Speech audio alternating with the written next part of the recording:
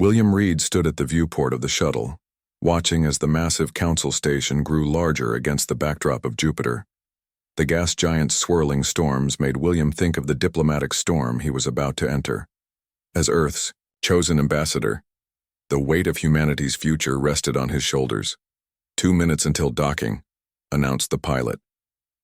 William nodded and straightened his dark blue suit. He turned to his team, who sat quietly reviewing their notes one last time. "Remember," William said to them, "we are the first humans most of these beings will ever meet in person. Let's make sure we represent Earth well." Dr. Lisa Grant looked up from her tablet. Her translation matrix had been working overtime to prepare for this meeting. "The linguistic patterns I've analyzed suggest we should be careful with how we respond to their initial offers. There are layers of meaning we might miss." Commander Patrick Walsh, a solid man with a military bearing, nodded. "And we should assume everything we say and do is being judged." Nancy Flores, the team's expert on theoretical alien politics, tapped her stylus against her palm nervously. "The Galactic Council has existed for 50,000 years.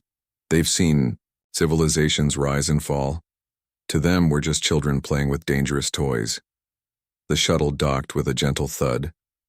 William took a deep breath. "Then let's show them we're quick learners."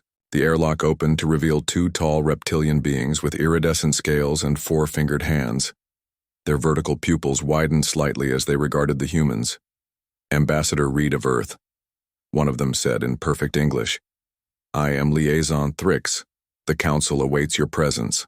William and his team followed their escorts through corridors filled with beings of every description. Some floated in anti-gravity fields, others moved on multiple legs, and some seemed to shift form as they walked. Aliens of all shapes, sizes, and colors watched the humans pass with curious eyes, stalks, or sensory organs. After a short journey, they arrived at a massive set of doors engraved with symbols from hundreds of different worlds. The doors slid open silently, revealing the Grand Chamber of Unity. The chamber was a vast amphitheater with thousands of delegates. At the center stood a raised platform with 7 ornate seats, the High Council itself. William recognized them from the briefing materials. The reptilian Zithri, the hive-minded Volari, the aquatic Quarians, and 4 other species representing the founding members of the Galactic Council. "Humans of Earth," announced a booming voice.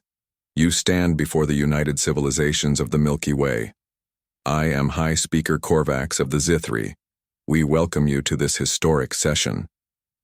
Korvax was larger than the other Zithri, with scales that shifted from green to blue as he moved.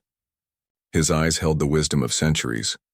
The briefing had mentioned that Zithri could live for over 500 Earth years. William stepped forward.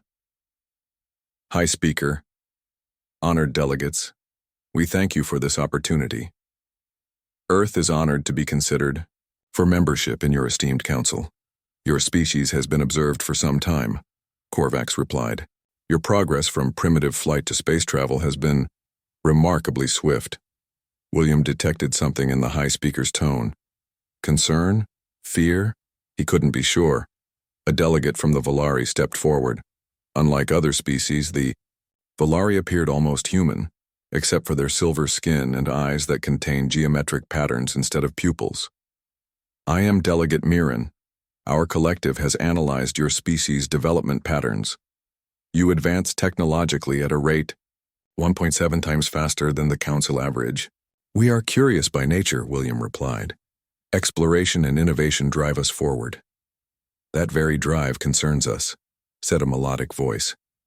A Quarian, with bluish translucent skin and large expressive eyes, joined the conversation. "I am Ambassador Drelthar. Your species developed nuclear weapons less than 50 years after your first powered flight. Most species take centuries to make such leaps." William felt the tension in the room growing. "We have learned from our mistakes. We haven't used such weapons in war since they were first developed." "Yet you continue to maintain them," Korvax noted. "This brings us to the purpose of today's meeting. The Council has prepared the standard integration package for Earth. A holographic display appeared in the center of the chamber, showing a complex document. This agreement would grant Earth access to basic Council technology, limited trade routes, and observer status for 100 Earth years, Korvax explained. William frowned. 100 years? I was under the impression that the standard probationary period was 20 years. Korvax and the other Council members exchanged glances. For most species, yes. However, humanity is considered unpredictable. The extended period would give the Council time to ensure your species can be properly integrated. Lisa stepped closer to William and whispered, Ambassador, my translation matrix is picking up subtextual markers in their offer. The language contains clauses that would effectively make Earth a protectorate, not a member. William kept his expression neutral, but his mind raced. They weren't being offered membership. They were being offered containment disguised as opportunity. Hi, Speaker, William said carefully. We appreciate the Council's offer. However, I need time to consult with Earth's leadership regarding these terms. Would a recess of 24 hours be acceptable? Korvax seemed surprised by the request, but nodded. That is your right, Ambassador. We will reconvene tomorrow at this time. As the humans were escorted back to their assigned quarters, Nancy whispered, They're afraid of us. Did you see how they reacted when you mentioned nuclear weapons? Patrick nodded. They see us as dangerous children. Then we need to show them we're more than that, William said, his mind already forming a plan. Lisa, I need you to access any public records about Council procedures and membership protocols. Nancy, find out what you can about previous species that joined the Council. Patrick, make friends with the security personnel. See what the average Council citizen thinks about humans. What are you thinking? Lisa asked. William's expression was determined. I'm thinking there must be a way to change the terms. In any system this old, there are always loopholes and forgotten rules. We just need to find one before tomorrow. As the team dispersed to their tasks, William stood at the viewport of their quarters, looking out at the swirling clouds of Jupiter. Somewhere beyond that gas giant was Earth, waiting to take its place among the stars. He wouldn't let his world be treated as a second-class civilization. We deserve better, he whispered to himself, and I'm going to prove it. William paced the floor of their spacious quarters while Lisa worked furiously on her tablet. The walls glowed with a soft blue light that adjusted to match Earth's day-night cycle, but none of them felt like sleeping. Too much was at stake.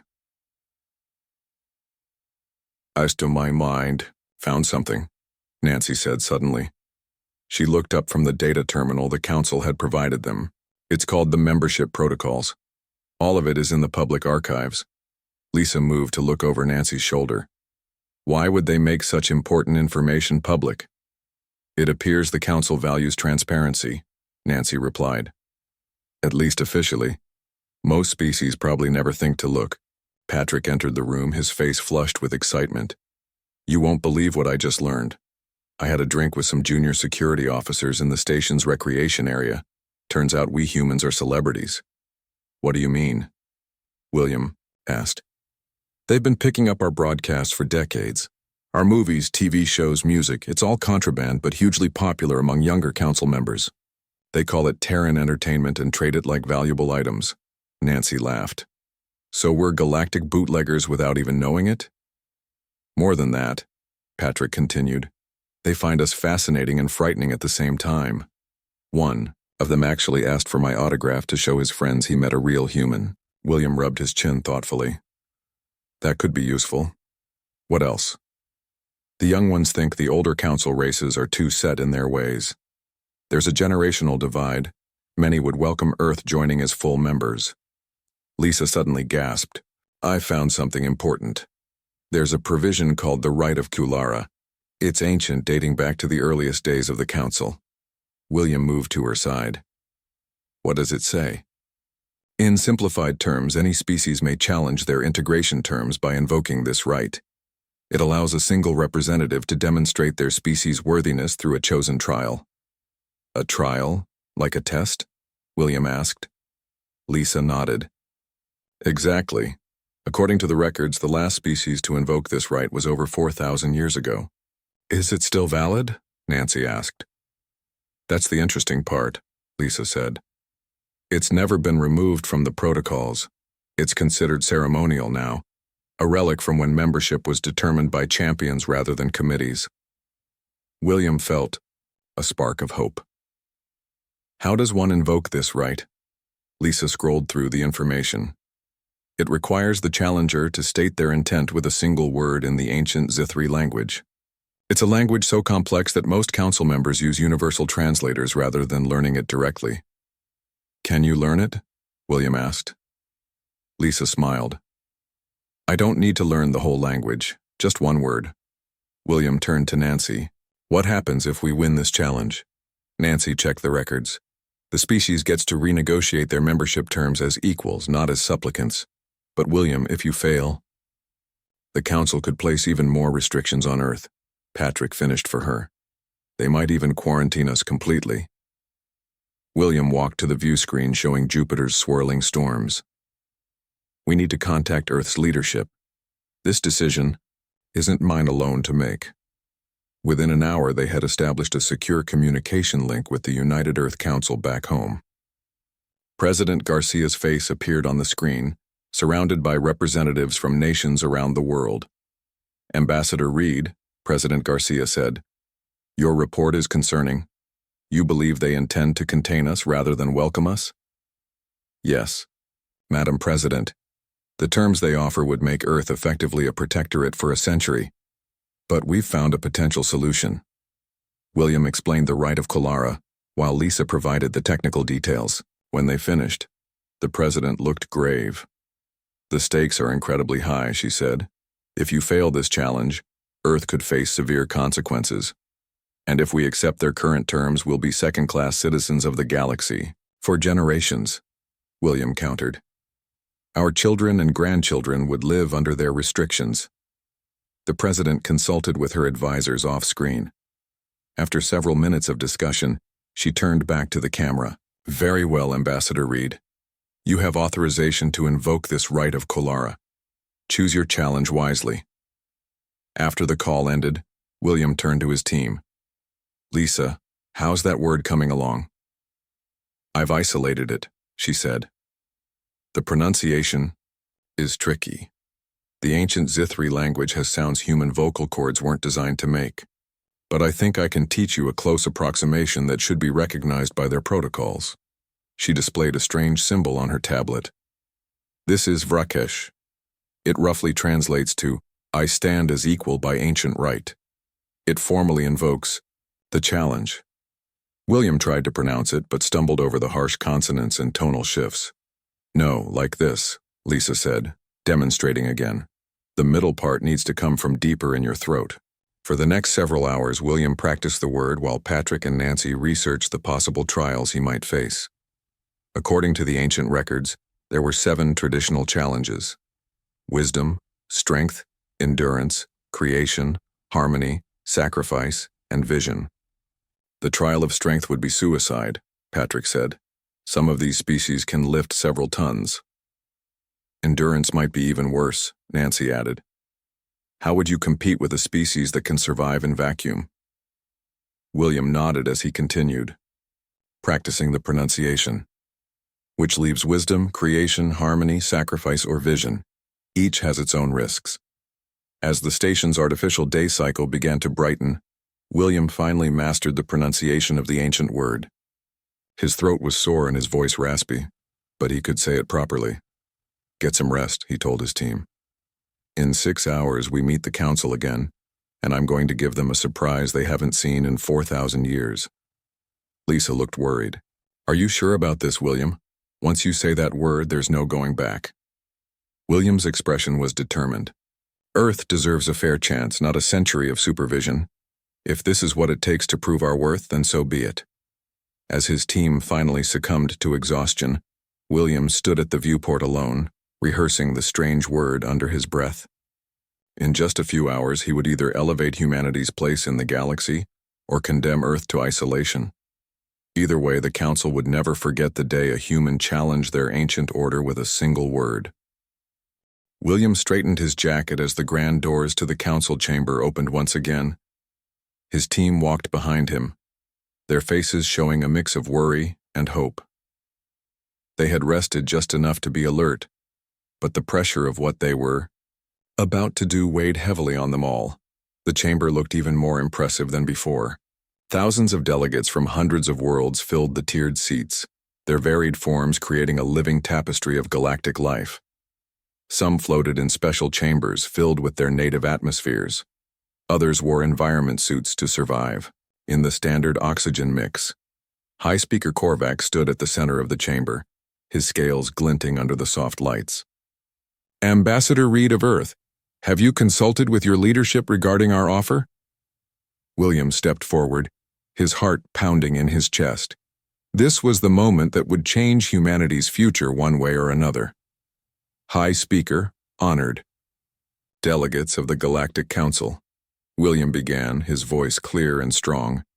"I have indeed consulted with Earth's leadership." The chamber fell silent as all eyes, stalks, and sensory organs focused on the human.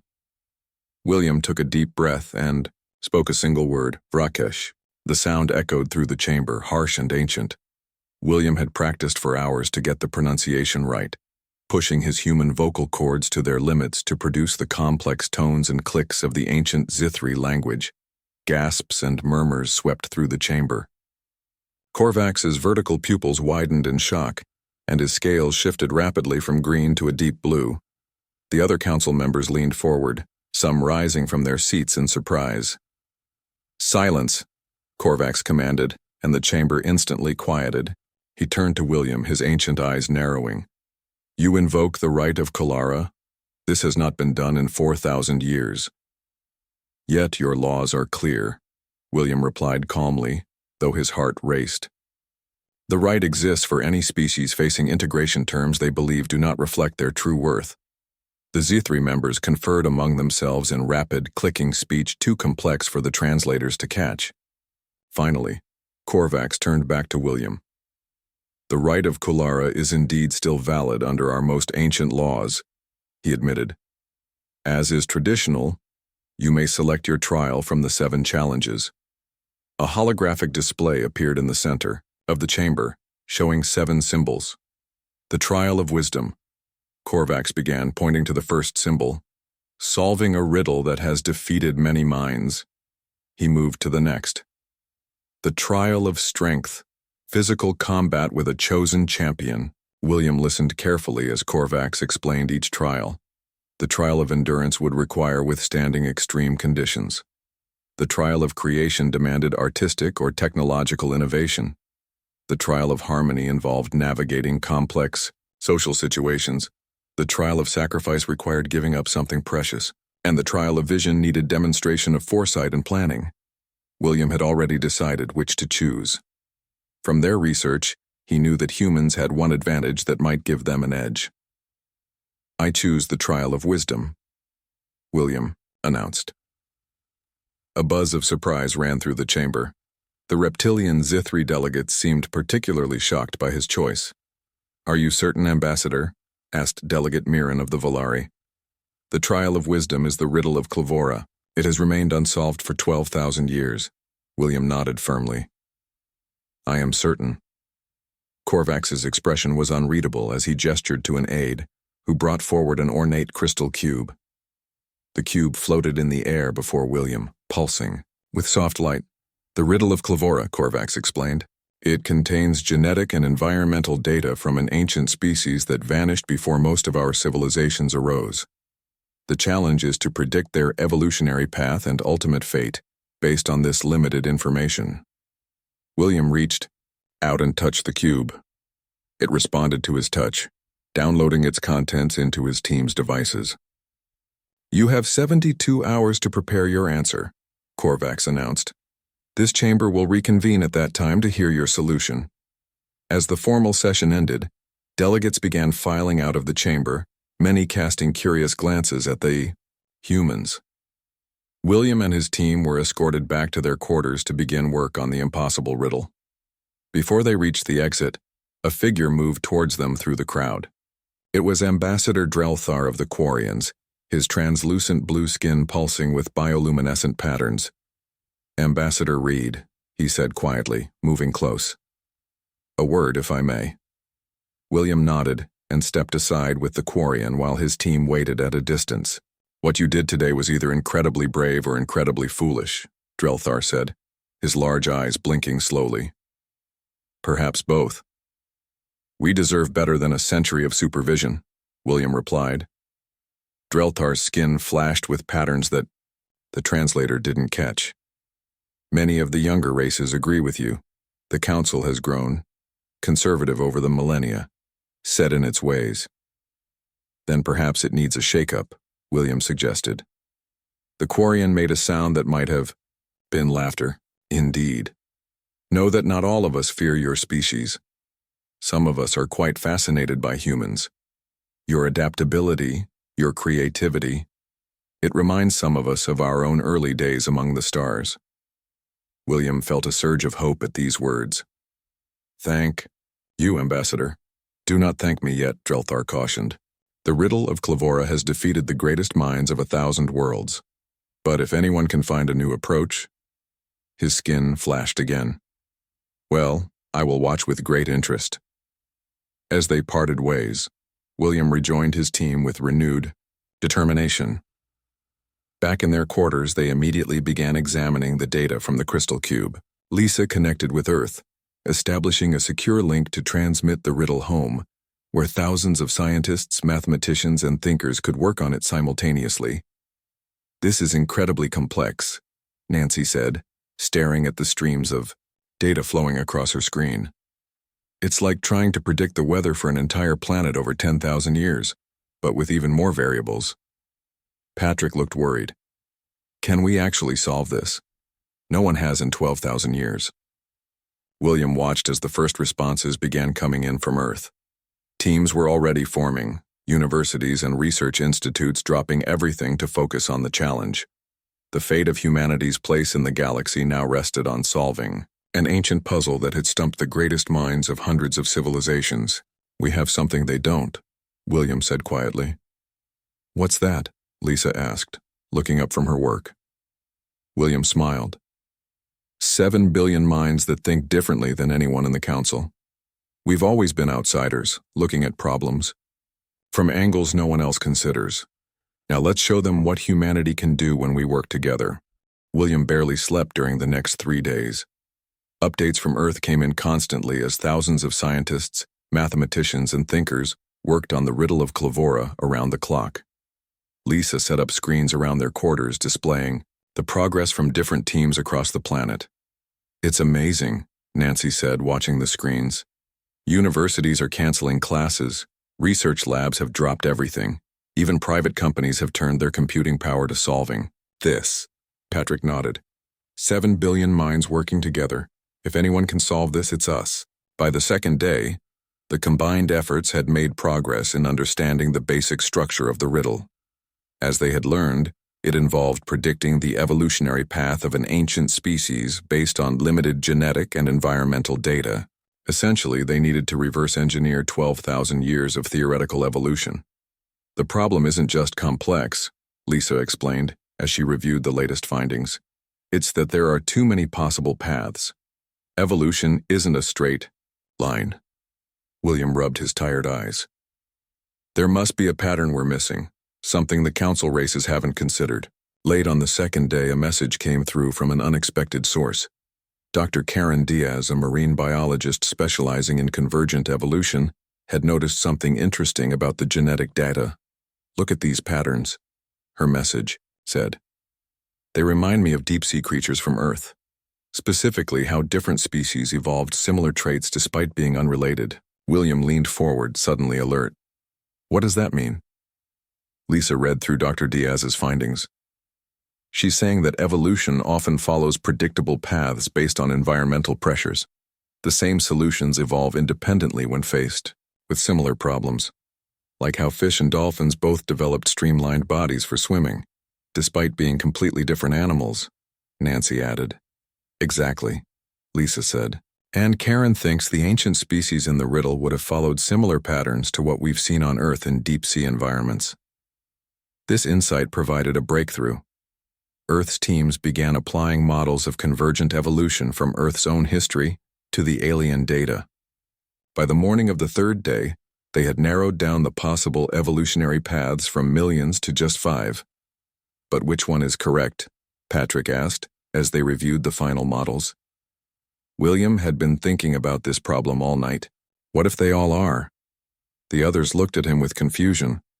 Evolution isn't deterministic, William explained. It's influenced by countless random factors. What if the reason no one has solved this riddle is because they've been looking for a single answer when there isn't one? Lisa's eyes widened. That's brilliant. Instead of choosing one path, we present all 5 possibilities with the supporting evidence for each. As the deadline approached, William received the completed solution from Earth.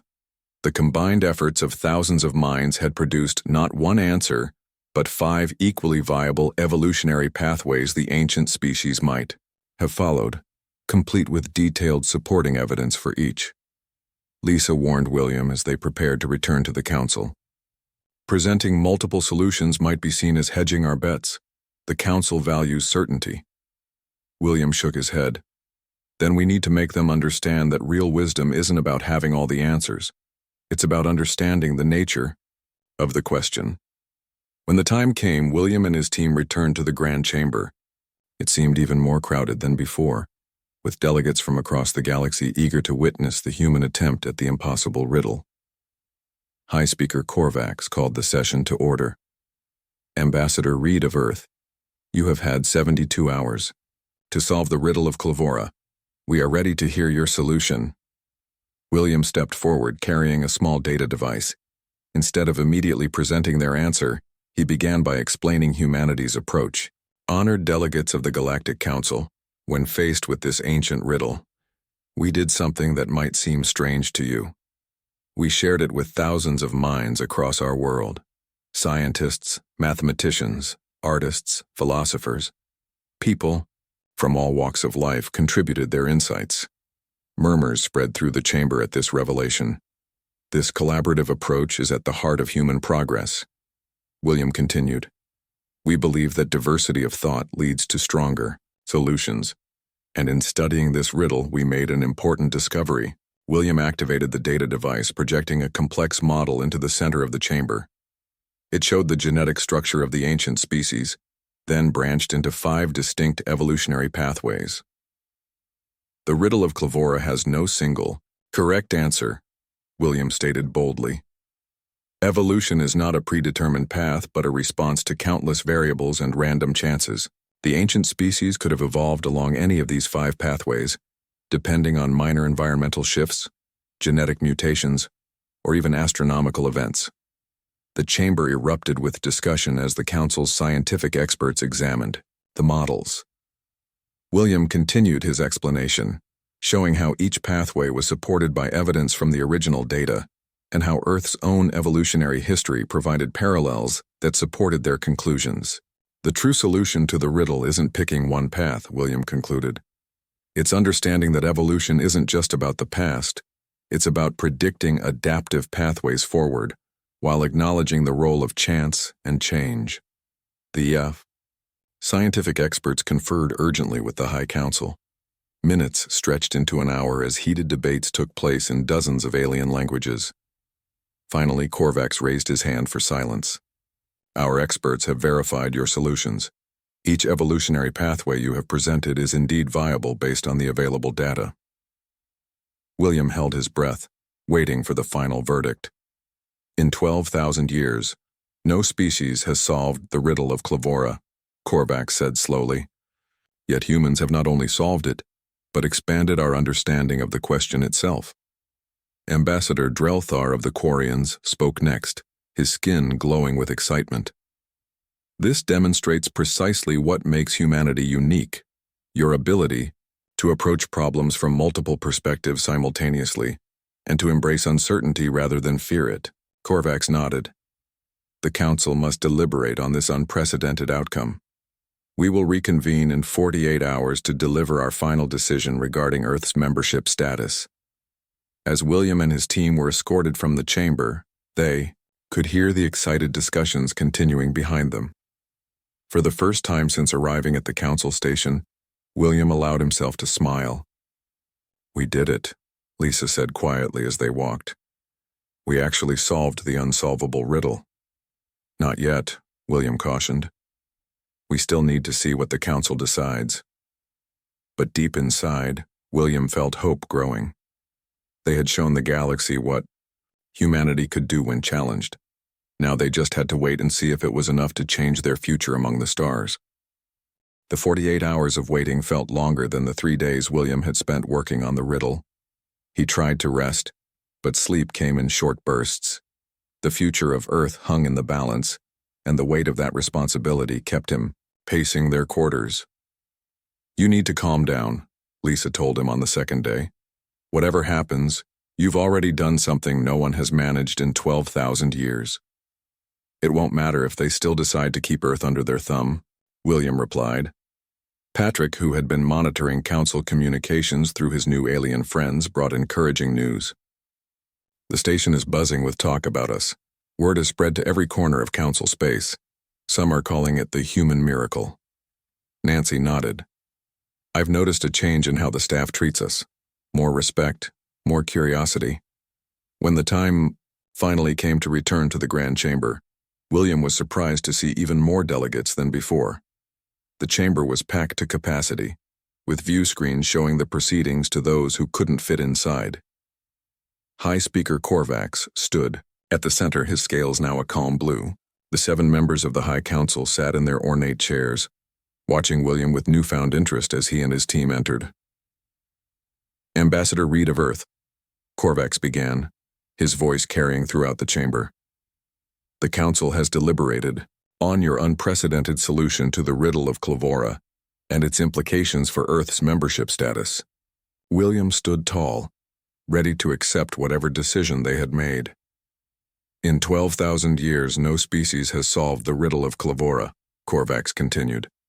"Yet humans not only solved it, but expanded our understanding of the question itself." Murmurs of agreement rippled through the audience. "What is most remarkable," Korvax said, "is that you accomplished this not through superior technology or greater intelligence, but through cooperation on a scale we rarely see. This demonstrates the very quality we feared. Your rapid adaptation and unconventional thinking is also your greatest strength." Ambassador Drelthar of the Quarians rose from his seat, his translucent skin glowing with bright patterns. "The Council recognizes that innovation requires diversity of thought. Humanity's approach to the riddle proves you think differently than most Council species. This is not a liability, but an asset to our collective future." William felt hope rising within him as Delegate Mirren of the Volari joined the conversation.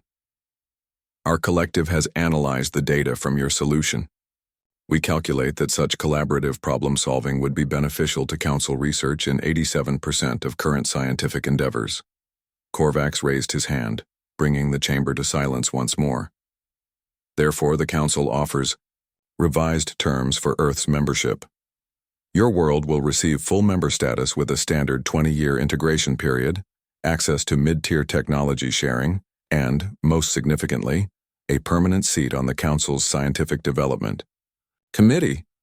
William could hardly believe what he was hearing. Not only had they won better terms, but Earth was being offered a place of influence within the Council's scientific community. "This is more than we hoped for," Lisa whispered excitedly. William stepped forward. "High Speaker, honored delegates, Earth accepts these terms with gratitude and enthusiasm." But William wasn't finished. He had spent the waiting period thinking about Earth's unique position and what they could offer the galactic community. "If I may," he continued, "Earth would like to make a proposal of our own. We wish to establish a cultural exchange initiative, allowing Council citizens to visit Earth and experience human society firsthand." This caused a new wave of excited murmurs among the delegates. "You've studied us from a distance and seen our conflicts and struggles," William said. "Now come meet us, learn from us, and let us learn from you. Our greatest strength isn't our technology or our intellect. It's our diversity and adaptability." The proposal generated immediate interest, especially among the younger Council races. The Quarians, through Ambassador Drelthar, immediately volunteered to send the first exchange delegation. "This is most unusual," Korvac said, but William could see the interest in his ancient eyes. "But perhaps unusual approaches are exactly what the Council needs after 50,000 years of existence."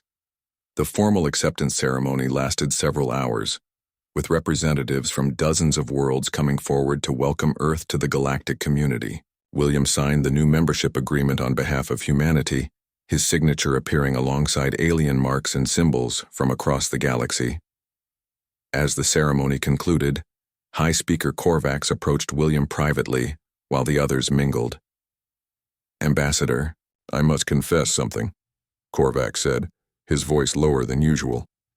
"The Zithri faced extinction 50,000 years ago before we found our path to the stars. Your species reminds us of ourselves in that desperate, brilliant time before we became comfortable." William was surprised by this personal revelation from the normally formal High Speaker. "Perhaps we needed this reminder of what it means to challenge the impossible," Korvax continued. "The Council has grown too set in its ways, too afraid of change.